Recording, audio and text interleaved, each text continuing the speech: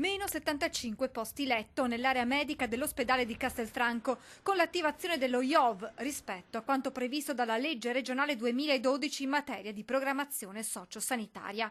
I dati sono quelli che ha diffuso la CGIL per fare il quadro della situazione nel nosocomio castellano. Castelfranco diventa sul serio in maniera definitiva un centro di specializzazione oncologico, va bene.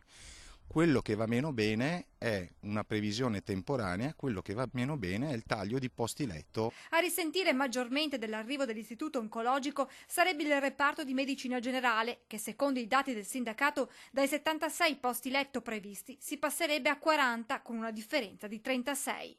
È un'area che è già in sofferenza, è un'area sulla quale negli ultimi 3 mesi c'è stata una richiesta di ricovero eccezionale con carichi di pazienti che avevano problemi di area medica nei reparti di area chirurgica o nelle specialità. Gastroenterologia ed ematologia, sempre secondo i dati della CGIL, rischierebbero di scomparire, anche se per quest'ultimo reparto la Regione avrebbe deciso di incrementarlo con ulteriori 4 posti letto.